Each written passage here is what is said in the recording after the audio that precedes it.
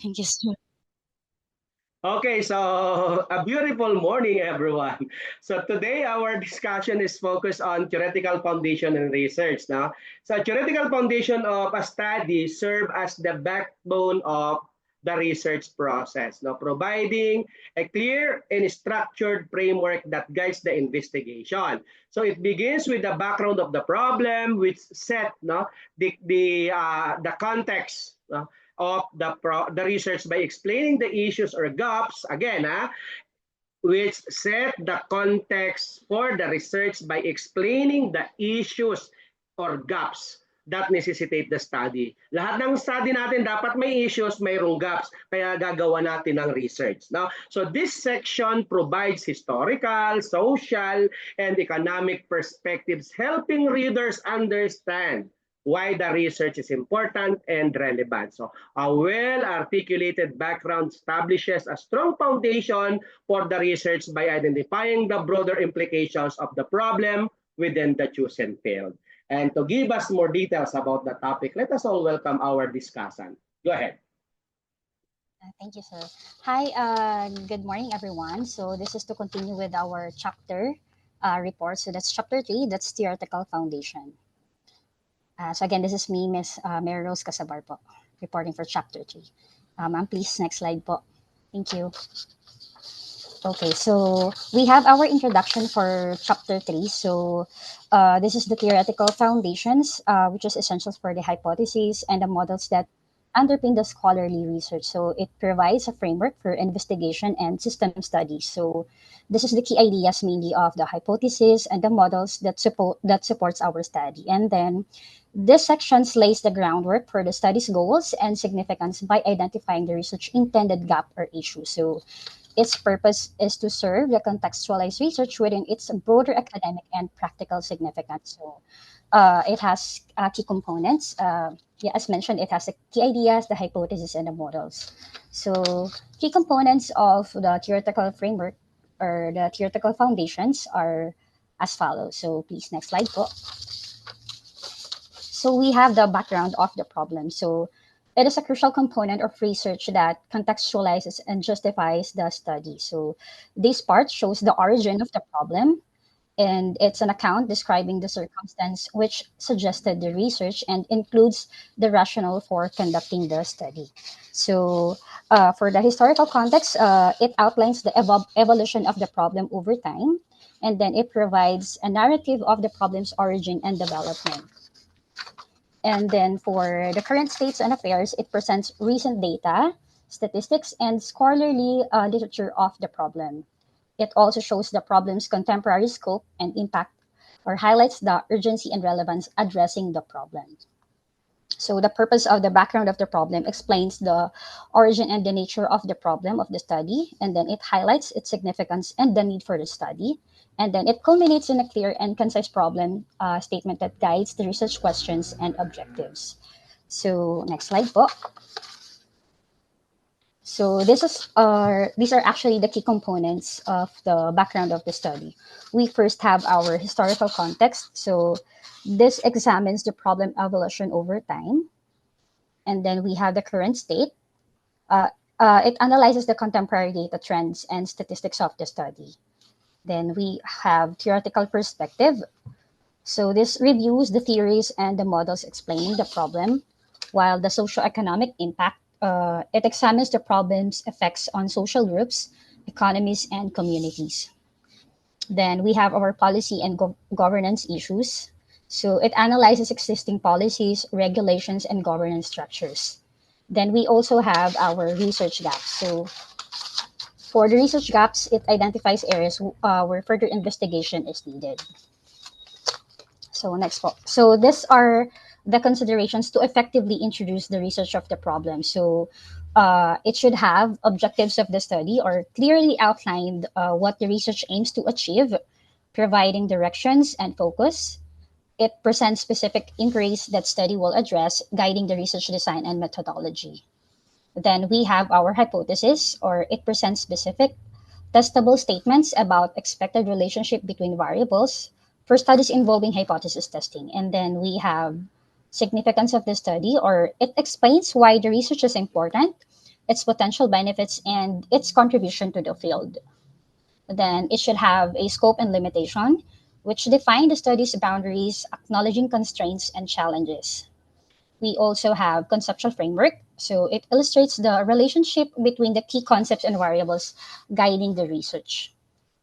Then it should have also a conclusion, or it summarizes the key points, reiterate the study's importance, and provide a transition to subsequent sections. So, an importance of the background of the study, additional considerations helps establish a solid foundation for the research, providing context and rationale. So, it ensures a comprehensive and impactful research endeavor. So, on the right side of the screen, you can see one sample, or I mean, sample of the background of the study, which we can use for our reference in making our research. Okay, next slide po. So, another key component of the theoretical framework is the review of related literature. So, review of related literature synthesizes existing knowledge, identify gaps, and provides a foundation for research methodology and data analysis.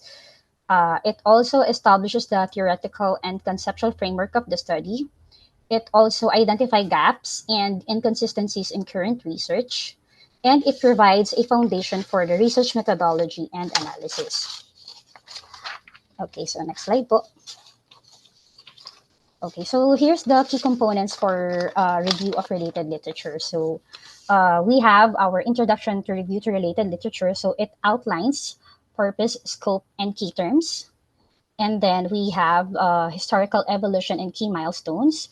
It traces development of ideas, theories, and methodologies. So next is theoretical foundations. It discusses the theoretical perspective and applications of the study. Then we have a conceptual frameworks and models. So it evaluates existing frameworks and models. Then we have a future research direction. So it identifies areas for further investigation. And then we have conclusion and summary. Again, it summarizes key findings and insights for the study. So the importance of having a review of related literature, it establishes theoretical and conceptual framework. It identifies gaps, inconsistencies in current research. It provides a foundation for research methodology and our data analysis to use. And then it contributes to a broader understanding of the research problem. Then next slide po. Okay, so these are the considerations for effective review of the related literature. So we have methodologies and research design. It evaluates trends and weaknesses of approaches used in the previous studies. Then we have empirical studies, or synthesizes key findings, including statistical data, qualitative insights, and theoretical implications of the study. Then we have a critical analysis and synthesis. So it assesses the quality and credibility of the literature, identifying gaps and inconsistencies. Then we have emerging trends and innovations. So it discusses recent advancement and innovations influencing the research field. Then another consideration is practical applications and implications. It examines how research findings have been applied in real world setting. Then we have policy and regulatory perspective. So it examines how research findings have been applied in the real world setting.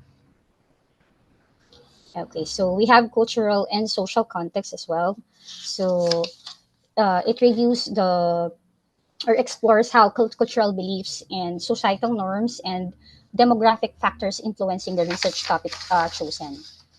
And then we have our ethical considerations, or where it addresses ethical principles and guidelines governing research, conduct, and participant rights. And then we have limitations and critics. So it acknowledges shortcomings and, of course, the constraints of the literature reviewed. Then last, we have the integration into the research framework. So it ensures the literature review informs research questions, hypotheses, and conceptual framework. So by considering these factors, researchers can present a comprehensive and effective review of related literature that enhances the thoroughness and relevance of the study. So next slide po. So here's one sample of the review of related literature. So from the book, so I captured it for everyone's reference. So as we can see in the sample, it acknowledges the previous studies that is relevant to the chosen study or chosen research. Okay, next slide po. Then we have the next component of research, the theoretical framework. So it serves as the conceptual foundation guiding research development, and it integrates relevant theories, concepts, and models to explain the phenomenon under investigation. It also serves as fundamental basis for comprehending the topic and directing the research process. It also guides the selection of variables, respondents, development of hypotheses, and the choice of research methods. So the importance of having our theoretical framework, it guides the research development and integrates the relevant theories, concepts, and models to explain the phenomenon under the investigation or the study. So next slide po. Key components of theoretical framework, we have conceptual definition. So it's a clear definition of key concepts and terms. Then we have theoretical perspective. It's an integration of relevant theories providing explanation or framework. Then we have our variables and relationships. So this is the identification of variables and hypothesized relationship to the study. And then we have our critic and evaluation. So it guides the research design, the selection of the variables, development of hypotheses, and choice of research method. It also enhances the knowledge progress and contributes to the academic scholarship, practical applications, and societal influence. And then we also have here the practical application as the key components, where it provides the solution development or contributes to creating solutions, strategies, and policies addressing the real world problems related or relevant to the study. And then it has informed decision making, so it incorporates theoretical frameworks, informs decision making in research, policy, and practice. And then we have a future direction, so it avenues for investigation, so it proposes some areas for additional research and enhancement of the theoretical framework itself. And then we have an emerging pattern for the future direction. So it identifies novel theoretical viewpoints and unresolved inquiries requiring further examination. Next slide po. So this is the sample of theoretical framework which we can use in reference in making our research. So as we can see here, it provides certain diagrams related to the topic or the chosen study. So it relates the variables and the relationship of our study. Okay, so next po, another key concept or another part of theoretical framework is the conceptual framework. So this is a graphical or written representation that shows the main variables and the postulated connections in the study. So it's a representation also of the relationship you expect to see between your variables or the characteristics or properties that you want to study. So it connects the theories, assumptions, beliefs, and concepts behind your research and presents them in a pictorial, graphical, or narrative format. Okay, next slide po. Okay, so elements of conceptual. Here we have a conceptual definition. So this is a clear explanation of fundamental ideas and vocabulary. We have variables. It identifies the measurable features or characteristics essential to the research topic, and then the relationships or specifying assumed connection between variables based on the theoretical reasoning or empirical evidence. So we have here the development and application for the conceptual framework. We have progression and building. So this is a systematically finding pertinent theories, reviewing related literature, and combining concepts into a cohesive structure. So we have theoretical underpinnings. So it incorporates theoretical viewpoints and frameworks to comprehend the research topic. Then we also have research design and application. So this is a guiding decisions on data collection, theoretical underpinnings, and applicability to the study topic. And then we have the critical analysis and assessment. So it evaluates the coherence, the theoretical underpinnings, and the applicability of the topic or to the study. Then we have the real world uses. So this is a practical applications in shaping policy, practice, and intervention across the diverse domains of the study. So we have the prospects for the future as one application of conceptual framework. So it identifies the areas for further investigation and improvement of conceptual framework. So by establishing a conceptual framework, researchers can ensure a systematic and logical approach to their study, and then ultimately contribute to the validity and reliability of the findings. So next slide po. So here is the sample of the conceptual framework. So as you can see, this is actually captured sample also from the book. So as we can see, it uses diagrams, which connects the variables, the relationships of the study. That helps the readers better understand the chosen study or the topic. Okay, so we have another key concept of theoretical framework, or which is the statement of the problem.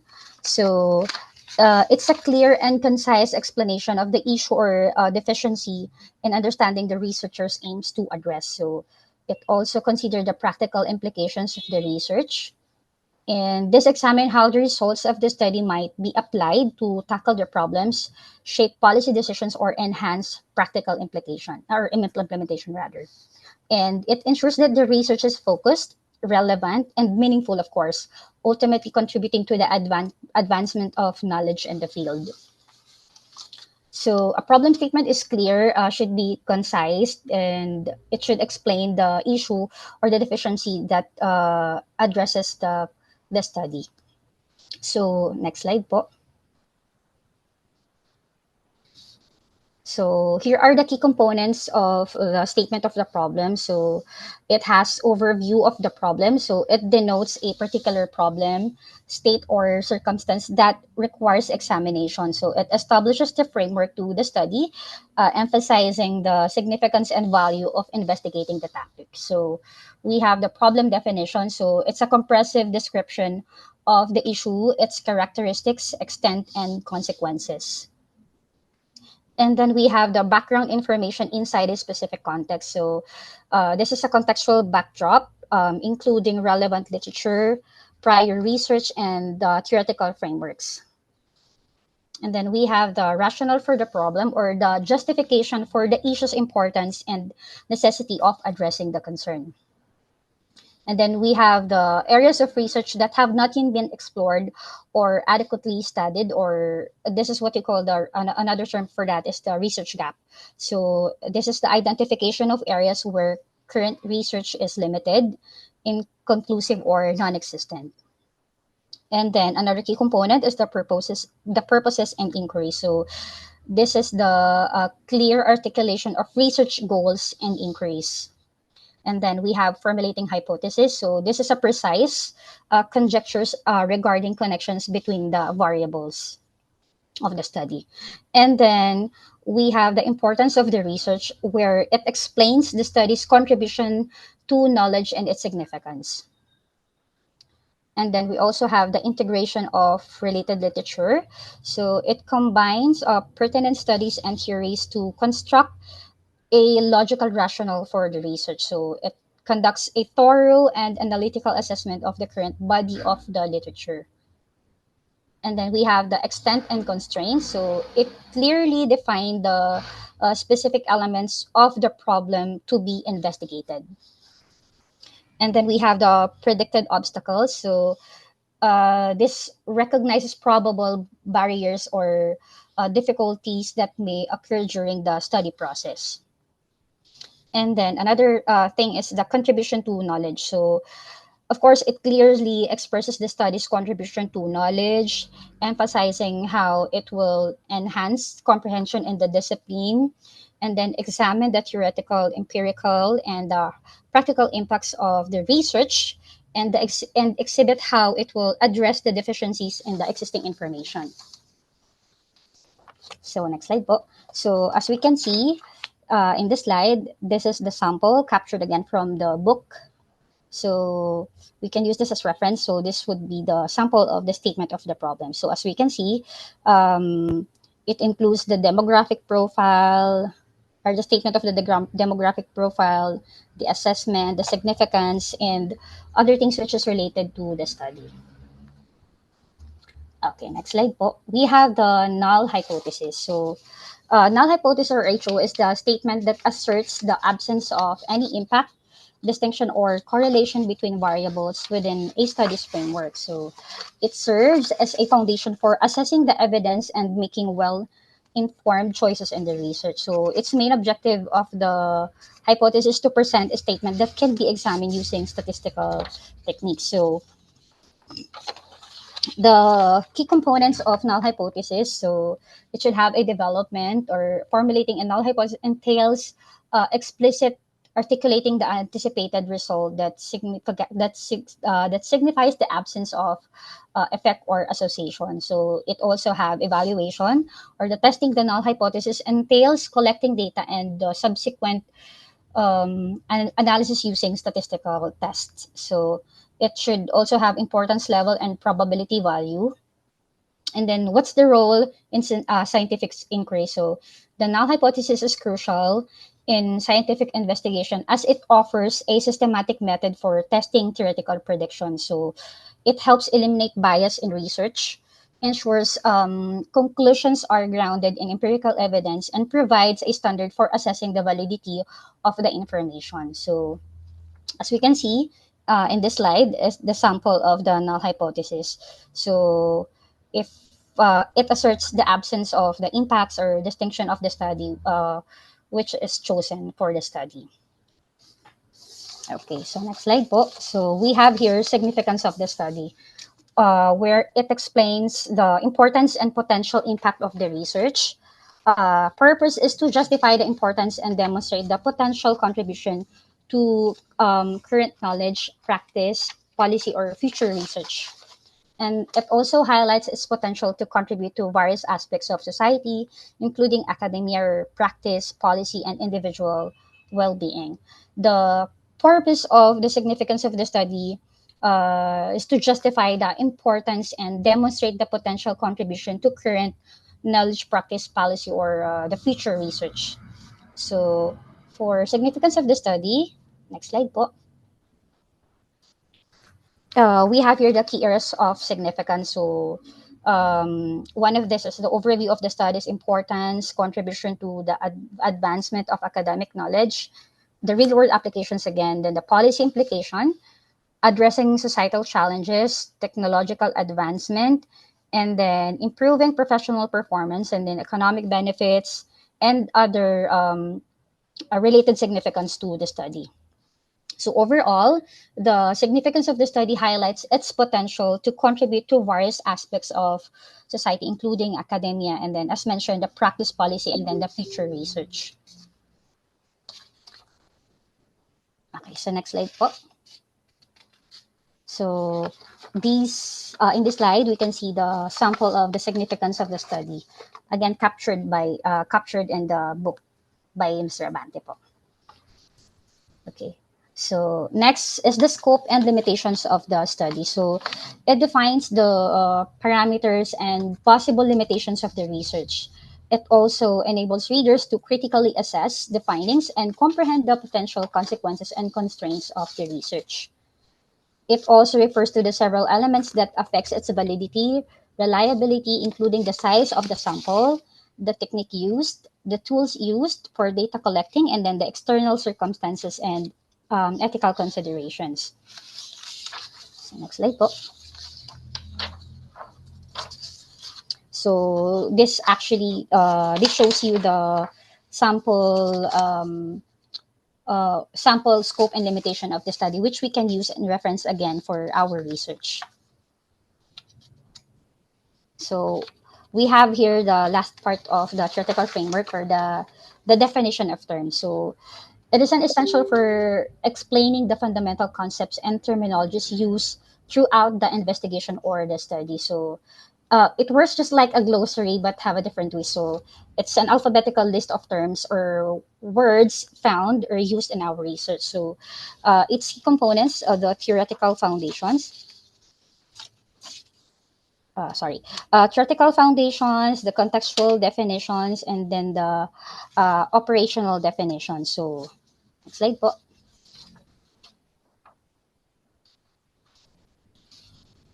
Yan. So, this shows you the sample of the definition of terms which we can also use in reference of our research. So, as you can see in this slide, it provides us the information of the vocabularies or definition of terms arranged into alphabetical order. And yeah, it also shows yung references din ng mga ginamit natin na terminologies. So yeah, that's the end of the slide. Thank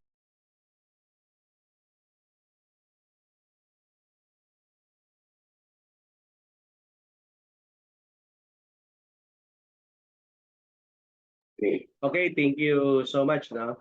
Uh, the review of related literature is also important. No? As I mentioned earlier, ako po personally, once na ma-define ko na yung topic ko, what I'm going to do to improve my topic and to, of course, para maalis yung agam-agam ko na mayroon talagang research problem or may research gaps, nagbabasa ako ng mga review of related literature. Because the review of related literature follows, which involves a comprehensive analysis of existing studies, theories, and empirical findings related to the research topic. This section kasi identifies that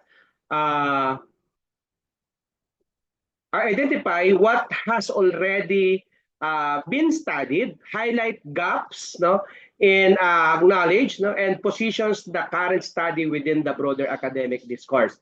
Because I believe through critically evaluating past research, no, the review of related literature helps to justify the need for the present study and provides a basis for selecting an appropriate theoretical framework.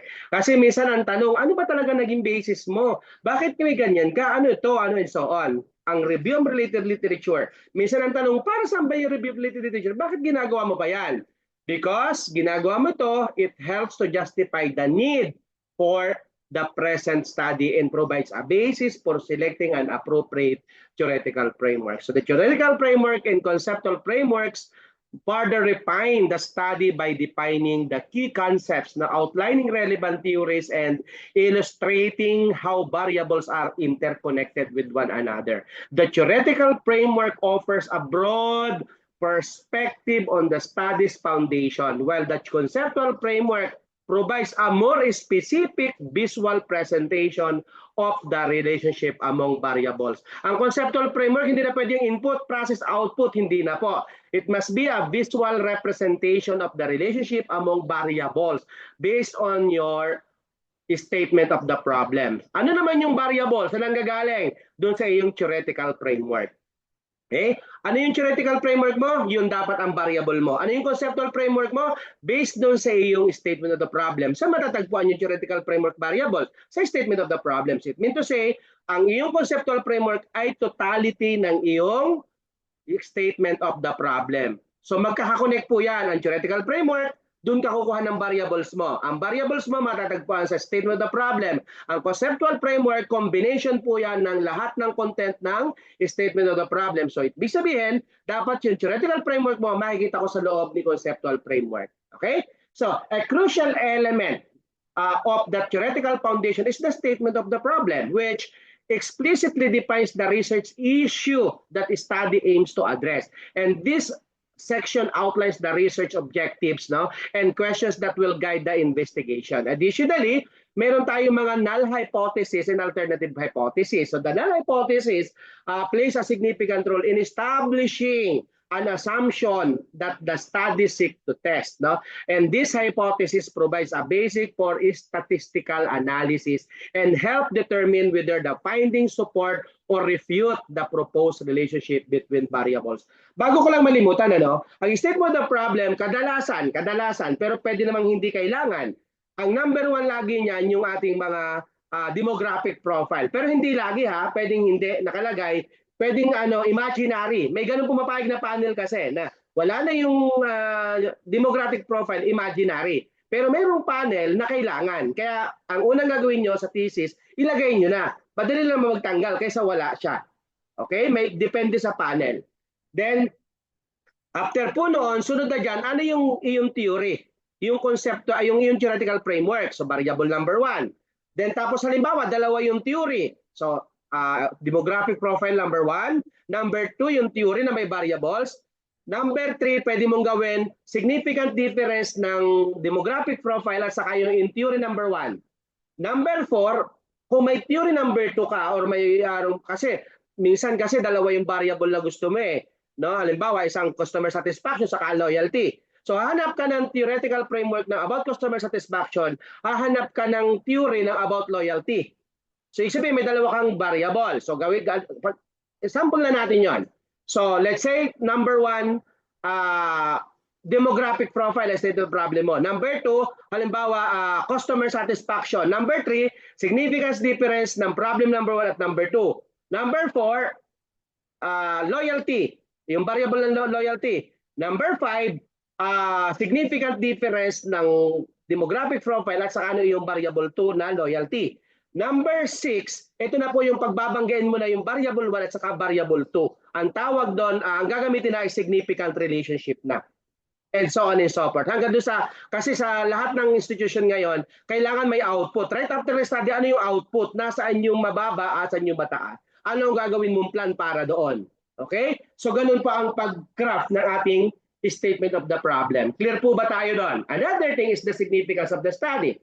Along with the scope and limitations in the limitations, provides clarity on the potential impact of research and its boundaries. So the significance highlights the contribution of the study will make to academia, industry, and policy making, while the scope depends or defines the extent of the research, including the population, time frame, and geographical coverage. Kadalasan kasi kung ang target ay 100 respondents, ang company halimbawa, 8 lang yung empleyado. So ilang company ang hahanapin mo? Halimbawa, 12 para umabot kayo 100 na respondents or kaya participants on your study. Walang problema sa quali. Sa informants, limited yon, 3 to 5 will do.